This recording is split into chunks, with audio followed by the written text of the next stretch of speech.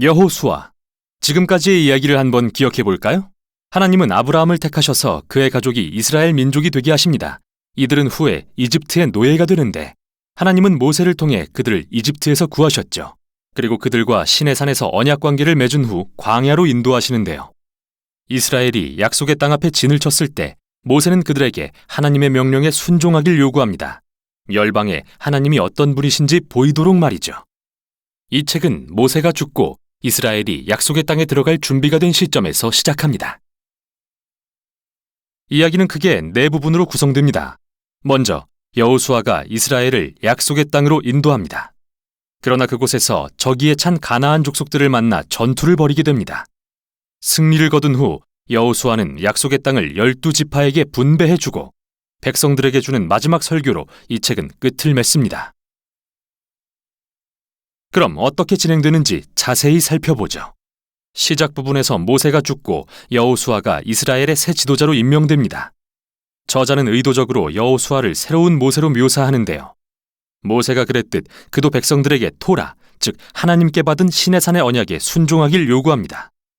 그리고 모세가 민수기 13, 14장에서 한 것처럼 그 땅에 정탐꾼들을 보내는데 이번에는 그때보다 훨씬 순조롭습니다. 몇몇 가나안 사람들은 돌이켜 이스라엘의 하나님을 따르게 될 정도로요. 그 후 여호수아는 온 이스라엘을 이끌고 요단강을 건너 약속의 땅에 들어갑니다. 출애굽할 때 모세 앞에 홍해가 갈라진 것처럼 이제 요단강이 갈라지고 제사장들이 언약궤를 메고 앞장서자 백성들이 따라 건너죠. 5장에서는 이야기가 전환됩니다.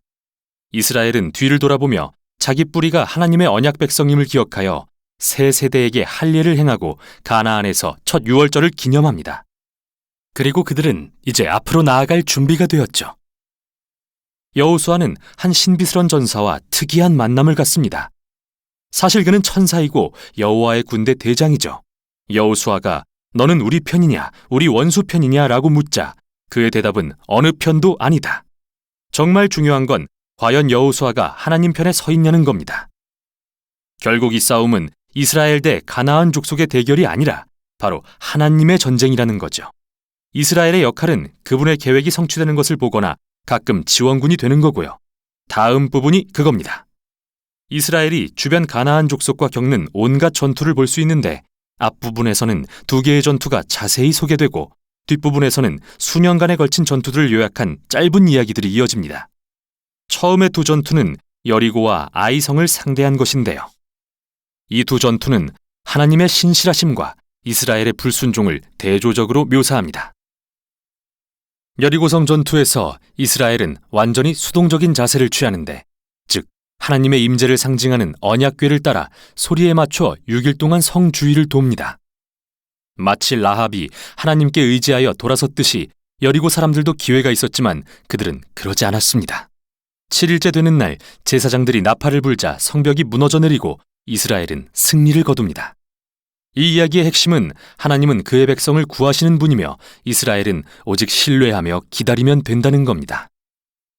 그런데 다음의 아이성 전투는 정반대의 이야기를 기록합니다. 여기 아간이라는 이스라엘 사람이 여리고성 전투에서 오직 하나님께 속한 전리품 몇 개를 훔친 뒤 거짓말을 합니다.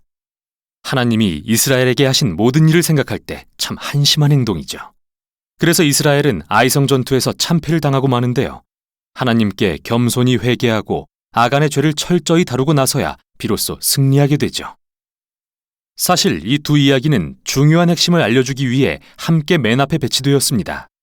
이스라엘이 약속의 땅을 상속받으려면 반드시 하나님의 명령을 순종하고 신뢰해야 한다는 것. 특별 대우란 없습니다. 두 번째 부분에는 기브온이라는 가나안 족속이 등장합니다. 그들은 라합처럼 돌이켜 이스라엘의 하나님을 따르기로 결정하고 이스라엘과 화친 조약을 맺죠. 다른 모든 가나안 왕들이 서로 동맹을 맺고 연합하여 이스라엘을 파괴하려 한 것과 대조되는 모습이죠. 이들과의 전투에서 이스라엘은 큰 승리를 거두게 됩니다. 그리고 나서 이 부분은 모세와 여호수아가 거둔 모든 승리를 요약하며 마무리됩니다. 여기서 잠깐 멈추겠습니다.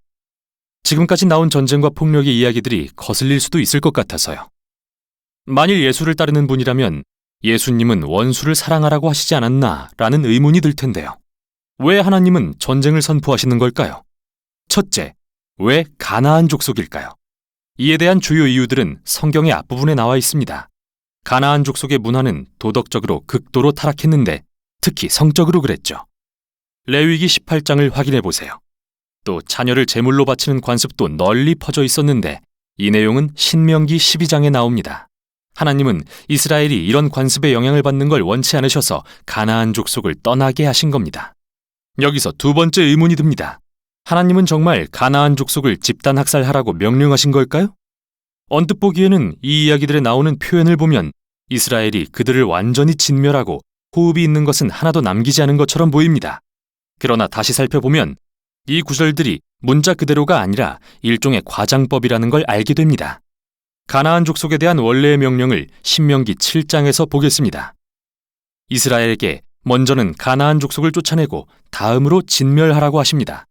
그리고 나서 그들과 혼인하지 말며 어떠한 언약도 맺지 말라고 하십니다. 진멸한 사람과 어떻게 혼인을 하겠습니까? 즉 문자적 의미가 아니라는 겁니다. 같은 맥락이 여호수아의 이야기에도 적용되는데요. 살펴보죠. 예를 들어 여호수아 10장에는 이스라엘이 헤브론과 드빌 성읍에 한 사람도 남기지 않았다고 나오는데요. 15장을 보면 여전히 가나안 족속들이 사는 걸 알 수 있습니다.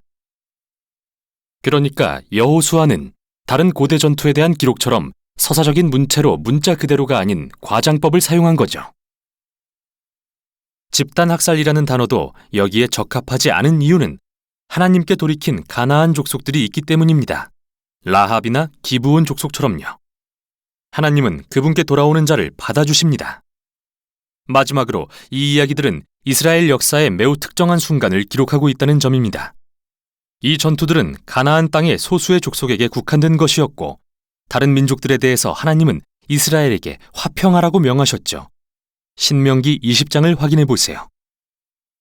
따라서 이들 전투를 기록한 목적은 절대 하나님의 이름으로 폭력을 행사하라는 말이 아닙니다. 오히려 하나님께서 역사의 특정 순간에 인간의 악에 대해 공의를 행사하시고 이스라엘이 가나안 족속에게 전멸되지 않도록 구하셨다는 것을 보여주기 위함이죠. 자, 다시 이 책의 구성으로 돌아가 봅시다.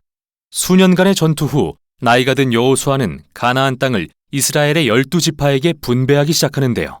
이 부분은 거의 다 경계선의 나열입니다. 솔직히 좀 지루하죠. 마치 그림 없는 지도를 읽는 것 같아서요. 그러나 이스라엘 백성에겐 이 목록이 매우 중요한데요.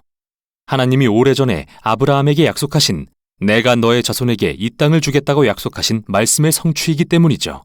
어떻게 땅을 분배했는지 자세한 설명이 끝나고 이제 마지막 부분으로 이어집니다. 여호수아는 백성들에게 두 번의 설교를 하는데요. 이는 모세가 신명기에서 했던 마지막 설교와 매우 비슷합니다. 여호수아는 백성들에게 그들을 약속의 땅으로 인도하시고 가나안 족속으로부터 구하신 하나님의 자비를 상기시킵니다. 그리고 가나안의 우상들로부터 돌이켜 하나님과 맺은 언약에 신실하라고 요구합니다. 만일 그렇게 한다면 약속의 땅에서 생명과 복을 받을 것이지만 그렇지 않는다면 이스라엘에게도 가나안 족속들처럼 하나님의 심판이 내릴 것이라 경고합니다. 약속의 땅에서 쫓겨나 포로가 될 것이라고요. 여호수아는 이스라엘에게 선택을 남기고 떠나는데요. 과연 그들은 무엇을 할까요? 이 중대한 질문을 남긴 채 끝이 납니다.